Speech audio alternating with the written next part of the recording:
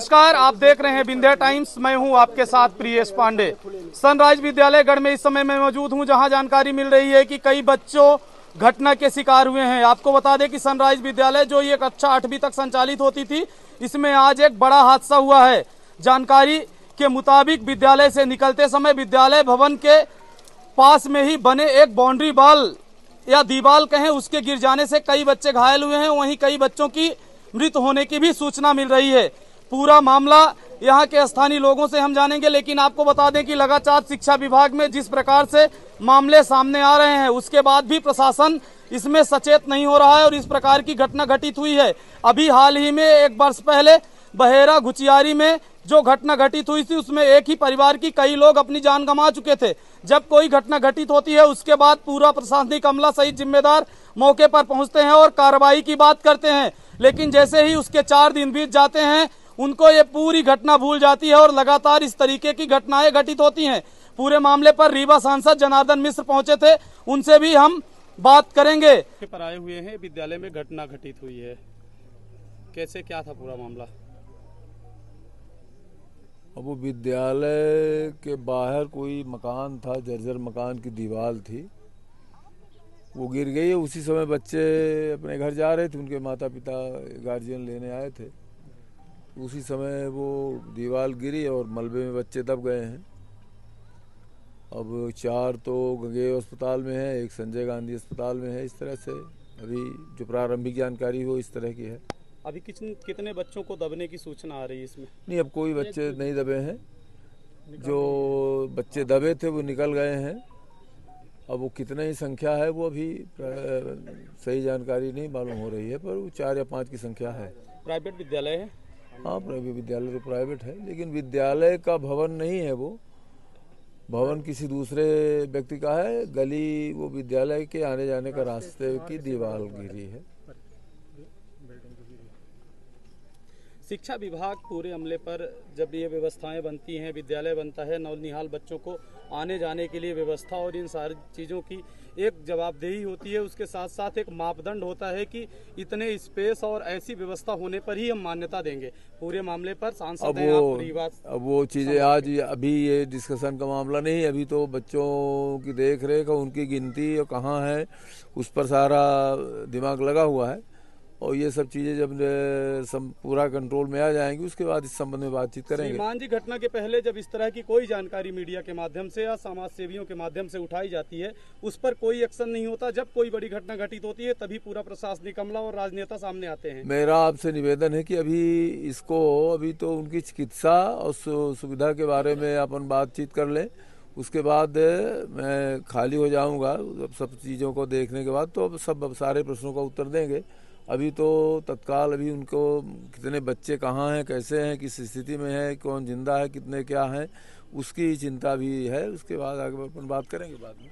तो ये थे हमारे साथ रीवा सांसद जनार्दन मिश्र जी, जिन्होंने पूरे मामले पर जानकारी दी। साथ ही उन्होंने कहा है कि प्राथमिक जो हमारी अभी की आवश्यकता है वह है कि इनका सुरक्षित तरीके से इलाज हो और उन्हें बचाया जा सके। बाकी आगे की कार्रवाई भी होगी। अभी हमने जनार्दन मिश्र जी से बात की और अब आगे हम आपको बताना चाहेंगे कि पूरे मामले पर ये जो पूरा मामला है, सीएम राइज विद्यालय है, प्राइवेट स्कूल है, इंग्लिश मीडियम बताई जा रही है। यहाँ पर किन नियमों के तहत इस विद्यालय को मान्यता दी गई, ये तो यहाँ के संबंधित शिक्षा विभाग के जिम्मेदार ही बता सकते हैं। जब विद्यालय में आने जाने के लिए कोई समुचित रास्ता नहीं थी, तो इस विद्यालय को कैसे मान्यता दी, यह भी एक बहुत बड़ा सवाल है। लेकिन पूरे मामले पर हम एसडीएम मनगमा से बात करते हैं। एक प्राइवेट स्कूल पीछे था, हाईवे से काफ़ी पीछे अंदर था। उससे हाईवे में पहुंचने का एक रास्ता था। रास्ते के बगल में एक व्यक्ति की नामदेव हैं, उनकी बाउंड्री थी। और वो बाउंड्री जब बच्चे छुट्टी होके बाहर जा रहे थे, तभी अकस्मात उसी समय गिर गई, जिसमें कि बहुत से बच्चे दबे हुए थे। तो सब और लोगों को सुरक्षित किया गया है। 5 लोगों को यहाँ से हॉस्पिटल भेजा गया है। 5 का सबका परीक्षण हुआ है। एक को हमने रेफ़र कर दिया है अभी, मतलब डॉक्टर ने, संजय गांधी के लिए। और 4 आदमियों का भी जो है कैजुअल्टी की डॉक्टर बता रहे हैं, तो वहाँ पहुँच के भी हम लोग देखते हैं।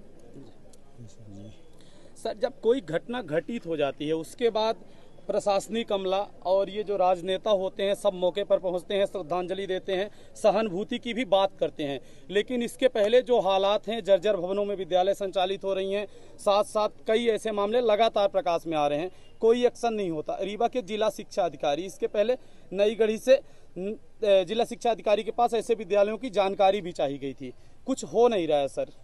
नहीं, इसको अब जैसा भी सांसद जी ने बताया कि अभी हम लोग पहले तो ये सुनिश्चित कर लें कि जो भी बच्चे इससे घायल हुए हैं उनका इलाज हो जाए, जो प्रभावित लोग हैं उनका इलाज हो जाए और यहाँ का जो स्थिति है वो नियंत्रित कर दी जाए। जो और भी दीवार अभी कुछ दिख रही है कि गिर सकती है, उसको अपन क्लियर करा दें कि जैसे कोई और कैजुअल्टी ना हो। बाकी हम लोग इस तथ्य को भी परीक्षण करेंगे कि जो है ये जो स्कूल बना है कैसे मान्यता दी गई, इसको बिना रास्ते के जगह में किस तरह से मान्यता दी गई और कितनी इसमें जगह है, क्या है, ये सारी चीज़ें हम लोग जैसे ही ये हो जाता है सेटल, उसके बाद हम लोग इसको भी देखते हैं, इस बिंदु पर भी देखते हैं और अगर इसमें जो भी होगी उसमें कार्रवाई की जाएगी। मैं यही बात कर रहा हूं कि एक मापदंड होता है विद्यालय खोलने के लिए, क्या उन सभी नियमों को मापदंड का पालन किया गया? और अगर बाउंड्री वाल जर्जर था, दीवार जर्जर थी, तो क्या इसके पहले संबंधित व्यक्ति को नोटिस और ऐसी क्या कुछ कार्रवाई की गई थी? नहीं, इसमें हम लोग डीओ से बात कर रहे हैं और उनको बुला रहे हैं और इनके कैसे मान्यता इनको दी गई है, उसमें इन्होंने अपने नाम का पालन किया है कि नहीं किया है, इसको भी हम लोग सर किस क्लास तक विद्यालय संचालित होती है? 1 से 8 तक है जो है। जिला शिक्षा अधिकारी की मौजूदगी नहीं दिख रही सर। नहीं, उनको खबर किया है, वो आ रहे हैं, वो भी आ रहे हैं। तो हमारे साथ अभी हमने एसडीएम मनगमा से बात की। एसडीएम मनगमा का पूरे मामले पर कहना है कि संबंधित व्यक्तियों के ऊपर जांच कर कार्रवाई की जाएगी, लेकिन बड़ा सवाल यह है कि जो बच्चे इसमें दबे हैं, जो बच्चे घटना का शिकार हुए हैं, क्या उनकी जिंदगी ये जिम्मेदार लौटा पाएंगे? ये एक बड़ा सवाल है। जब कोई ऐसी घटना घटित होती है, उसके बाद जब प्रशासन इस तरह से जागता है, उसके पहले प्रशासन क्या कर रहा होता है? कई शिकायतें प्राप्त होती है। अभी हाल ही में रीवा जिले के जर्जर भवनों की जानकारी नई गढ़ी जनपद अध्यक्ष के द्वारा चाही गई थी, लेकिन जिला शिक्षा अधिकारी के द्वारा पूरे मामले पर कोई जानकारी उपलब्ध नहीं कराई गई। मामला यहीं पर नहीं रुका। अभी हाल ही में नई गढ़ी जनपद क्षेत्र के मिसिरा प्राथमिक शाला का हमने आपको तस्वीरें दिखाई थी। उस विद्यालय के हालात यहाँ से भी जर्जर हैं। आज भी उसी विद्यालय भवन में स्कूल संचालित हो रही है। साथ ही पूरे मामले पर यहाँ पर हमारे साथ अगस्त क्रांति मंच के संयोजक कुंज बिहारी तिवारी पहुंचे हैं, हम उनसे बात करते हैं। ये पूर्व में यहाँ से 3 किलोमीटर दूर घुचियारी की वो घटना आज तक नहीं भूली है और उसकी पुनरावृत्ति 4 किलोमीटर के परिधि में हुई है। ये प्रशासनिक कमाऊखोरी, भ्रष्टाचार और शिक्षा माफिया का गठजोड़ है। शिक्षा के केंद्रों का मापदंड क्या होना चाहिए, इनकी मान्यता क्या होनी चाहिए, इनके नॉर्म्स क्या होने चाहिए, उसका कहीं पालन नहीं। जिला शिक्षा अधिकारी एकदम धृतराष्ट्र बन चुके हैं। इतनी बड़ी घटना हो गई, सांसद आ गए, कलेक्टर आ गए, सारे लोग, लेकिन जिला शिक्षा अधिकारी इसलिए नहीं आ रहे हैं क्योंकि उनका पाप जनता के सामने, इन बच्चों की बलि से सामने आया है। और इस तरह की घटनाएं जब होती है, 4-6 दिन बातें चलती है, चाहे मीडिया में हो, चाहे प्रशासनिक तंत्र में हो, चाहे राजनीतिक, लेकिन उसके बाद कई तरह के अभी बोले जाएंगे कि कार्यवाही होगी, कई तरह के बोले जाएंगे। इस घटना में जो जिम्मेवार हैं जिला शिक्षा अधिकारी, संबंधित स्कूल संचालक और जो भी जिम्मेवार हैं यहाँ के, सब पे 302 का मुकदमा एक बार दर्ज करें। आपके मीडिया के माध्यम से मध्य प्रदेश के मुख्यमंत्री से मांग करना चाहता हूं कि जो जिम्मेवार हैं उनके ऊपर जब 302 का मुकदमा दर्ज होगा तब जाके इस तरह की भविष्य में घटनाएं नहीं होगी। नहीं, कभी नहीं रुकेगा। एक शिक्षा माफिया के दम पर, पैसे के दम पर इस तरह की हत्याएं होती रहेंगी। ये दुर्घटना नहीं, हत्या है और इस हत्या के जो जिम्मेवार हैं उनके ऊपर 302 का मुकदमा दर्ज होना चाहिए। नहीं तो हम लोग, ये बच्चों की जान गई, हम अपना और उनके जो पीड़ित माँ बाप हैं उनके साथ अपना जीवन का त्याग करेंगे, जिससे इस तरह की भविष्य में घटनाएं ना हो। और अगर 302 का मुकदमा 24 घंटे में दर्ज नहीं होता तो कल हम सभी एसडीएम कार्यालय मनगमा के सामने आमरण अनशन करेंगे, जिसकी जिम्मेवारी प्रदेश सरकार की और जिला प्रशासन की होगी। अभी हमने पूरे मामले पर अगस्त क्रांति मंच के संयोजक कुंज बिहारी तिवारी से बात की। उनका पूरे मामले पर कहना है कि जो भी इसके जिम्मेदार हैं उनके ऊपर 302 का मुकदमा कायम होना चाहिए। नहीं, अगस्त क्रांति मंच पूरे मामले पर आमरण अनशन करने के लिए बाध्य होगा। साथ ही उन्होंने 24 घंटे का समय दिया है और कहा है कि अगर 24 घंटों के अंदर जिम्मेदारों पर कार्रवाई नहीं होती है तो हम एसडीएम कार्यालय मनगमा के सामने आमरण अनशन करेंगे। घटना है वो मनगमा तहसील की गढ़ थाना क्षेत्र की है। गढ़ में ये एक स्कूल संचालित होता है, सनराइज पब्लिक स्कूल। जब इसकी छुट्टी हुई है स्कूल की तो बच्चे छुट्टी के वक्त 6 लोग बाहर निकले हैं। पड़ोस की आगे की एक जो दीवार थी, जो एबंडेंट प्रकार का एक प्लॉट दिख रहा है खाली छोड़ा हुआ, उसकी दीवार ढह गई, जिसमें 5 बच्चे और एक जो बच्चों को लेने के लिए उनके परिवार की कोई गार्जियन आई हुई थी, वो दब गई थी।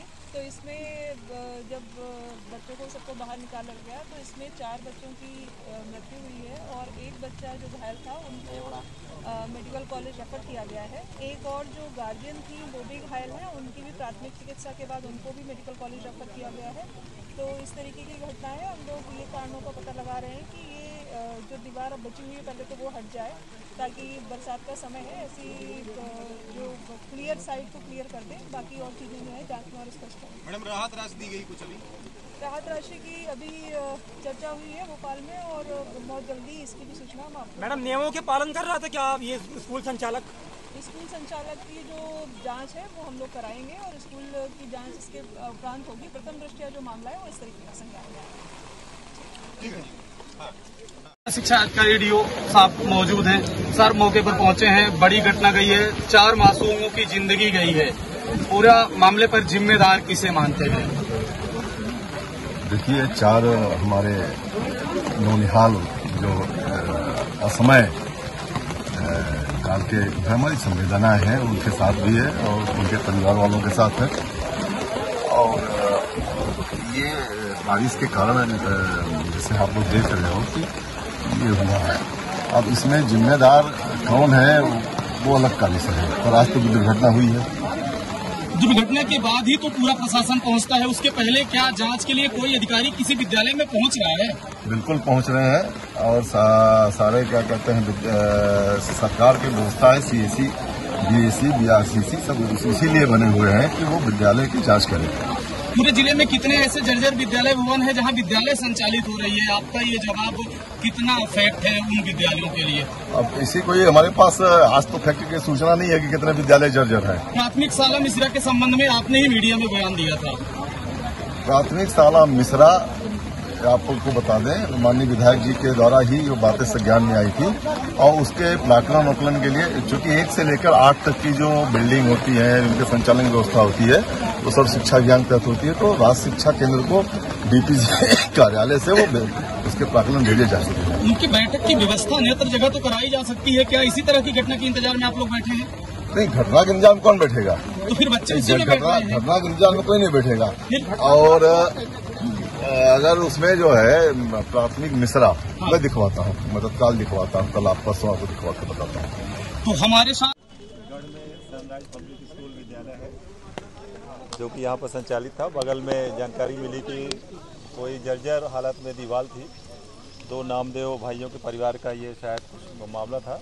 इसमें यह था कि वो हटाएंगे ऐसे करके आज 4 बच्चे काल कवलित हो गए और एक, जैसा अभी कलेक्टर मैडम ने भी बताया, वहाँ संजय गांधी मेडिकल कॉलेज में उसको रेफ़र किया गया है और एक कोई उनके अभिभावक थी वो आई थी तो उनका भी फ्रैक्चर हो गया। अभी मैं वहाँ पर गंगों में 4 बच्चों को मतलब अवस्था में देख के आया। बहुत ही हृदय विदारक एक प्रकार से ये घटना घटी। इसमें संबंधित जो भी ये जैसे दीवार जिनकी थी उन पर कार्रवाई विधिवत जो है मैं कहूँगा कि जो कानूनी कार्रवाई होगी उस पर करेंगे और बच्चों के साथ जो भी न्याय संगत मतलब सरकारी मदद प्राप्त होगी उसके लिए मैं कलेक्टर मैडम से और सीएम साहब से भी बात करके चर्चा करके उन्हें दिलाने का प्रयास करूंगा। विधायक जी, जब कोई बड़ी घटना हो जाती है उसके बाद विधायक, मंत्री, सांसद सहित प्रशासनिक जिम्मेदार मौके पर पहुंचते हैं। इसके पहले भी आपने एक जर्जर विद्यालय भवन का निरीक्षण किया था, उसी में बच्चे बैठ रहे हैं, कोई सुधार कार्य नहीं हुआ अभी तक। तो क्या माना जाए, बड़ी घटना के इंतजार में आप लोग रहते हैं? मैं तो अक्सर ऐसे विद्यालयों का निरीक्षण करता रहता हूँ और संबंधित अधिकारियों को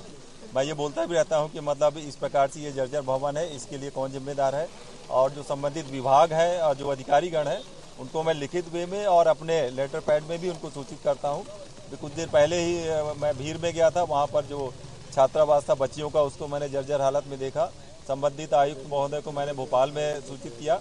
इस विद्यालय में भी एक आध बार पहले आया था और ये दीवार से संबंधित मेरे को संज्ञान था, लेकिन अब आज अब ये मूसलाधार बारिश के चलते ये दीवार ढह गई और अब ये दुर्भाग्य है कि बच्चों को जो है आज दिवंगत होना पड़ा। इस तरह की मौत का जिम्मेदार कौन है? 4 जो मौतें हुई मासूम की, मौत का जिम्मेदार कौन होगा? जांच कब तक पूरी होगी? मौत के लिए वर्तमान में यहाँ पर तो जिम्मेदारी सीधे तौर पर जो दीवाल है उसके ऑनर पर ही आएगी, क्योंकि यहाँ पर ये मेरे को जो जानकारी मिली है कि 2 भाइयों के बीच का ये कुछ विवाद का मामला था और दोनों को ही स्कूल के संचालक और विद्यालय के जो अभिभावक गण थे वो लोग बोलते रहे कि इसको जो है ढहा दो, गिरा दो या आपस में मतलब समझौता कर लो, लेकिन उन लोगों ने भी नहीं सोच के रखा था कि आज ये दीवार इस बारिश में जो है गिर जाएगी। उन्होंने भी कोई जानबूझ करके तो ऐसा नहीं किया था, लेकिन किसी न किसी पर तो जिम्मेदारी बनेगी। विधायक जी, जब कोई विद्यालय की मान्यता दी जाती है तब विद्यालय शुरू होती है। विद्यालय की मान्यता देने के पहले एक मापदंड होता है, उस मापदंड के आधार पर ही मान्यता होनी चाहिए। क्या विद्यालय के पूरे मापदंड पूरे थे? उस विषय को लेकर के जो विद्यालय का विषय होगा, जो गाइडलाइन है, उसको जो है यहाँ पर चेक किया जाएगा कि क्या वो मान्यता जो विद्यालय है मापदंडों के तहत संचालित था। और ये विद्यालय के संचालक की भी जिम्मेदारी थी कि उसके आसपास जहाँ भी बच्चे आते हैं, जाते हैं, निकलते हैं, उनकी भी जिम्मेदारी एक प्रकार से बैठेगी कि उन्होंने शिक्षा विभाग को या जहाँ से उनका ये रजिस्ट्रेशन प्राप्त था क्या उन्होंने सूचना दे करके रखी थी। ये भी एक विषय विद्यालय के संचालक पर जिम्मेदारी बनती है। मैं Santosh Kumar Singh, director sunrise public school Garh. जी जी, मैं तो आप इस विद्यालय के डायरेक्टर हैं? डायरेक्टर हूँ। पूरे मामले पर हम सनराइज पब्लिक स्कूल के डायरेक्टर के पास पहुंच चुके हैं, उनसे बात करते हैं पूरे मामले पर उनका क्या कहना है। ये रास्ता बहुत साल पहले की है, यहाँ से रास्ता 24 घंटे ये चलती थी। बगल में ये दर्जी का मकान है, उसी की दीवार है। 2 महीना पहले आधी दीवार क्षतिग्रस्त हो गई थी। उनको कई बार कहा भी गया कि ये आधी दीवार जो बची है उसको आप गिरवा लीजिए, अन्यथा किसी दिन घटना घट सकती है। लेकिन उन्होंने इस दीवार को नहीं गिरवाया अभी तक। आज अचानक मैं विद्यालय में था भी नहीं, मैं विद्यालयीन कार्य से बाहर गया हुआ था, अभी पहुंचा हूं मैं।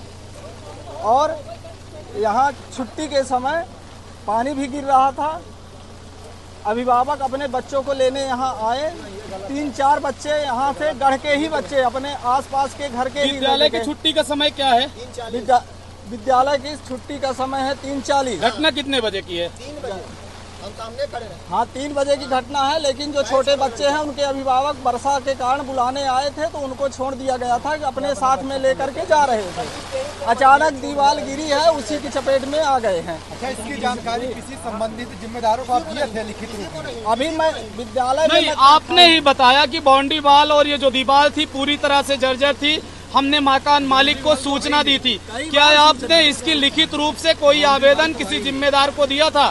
इसकी लिखित सूचना हमने नहीं दिया था। मकान मालिक को कई बार, चूंकि यहाँ पड़ोसी है मकान मालिक, तो प्रतिदिन मैं कहता था कि इस दीवार की व्यवस्था आप करवा लीजिए। तो ये थे हमारे साथ सनराइज पब्लिक स्कूल के डायरेक्टर महोदय, जिन्होंने पूरे मामले पर अपनी सफाई देते हुए बताया है कि हमने मकान मालिक को मौखिक रूप से कहा था, लेकिन प्रतिदिन भी कहते थे, उनका बताना है। लेकिन जो प्रक्रिया होती है विद्यालय में आने जाने के लिए बच्चों के सुरक्षा की जो व्यवस्था होती है, किसकी जिम्मेदारी है, किसकी जवाबदेही है, ये तो प्रशासन जाने। लेकिन जो भी घटना हुई है बहुत ही दुर्भाग्यपूर्ण हुई है। ऐसी घटना दोबारा पुनरावृत्ति न हो, इस प्रकार की शासन को कोई प्रयास करना चाहिए और संबंधित जो भी इसके जिम्मेदार हों, शासन को ऐसी कठोर कार्रवाई करनी चाहिए कि दोबारा ऐसी घटना की पुनरावृत्ति न हो।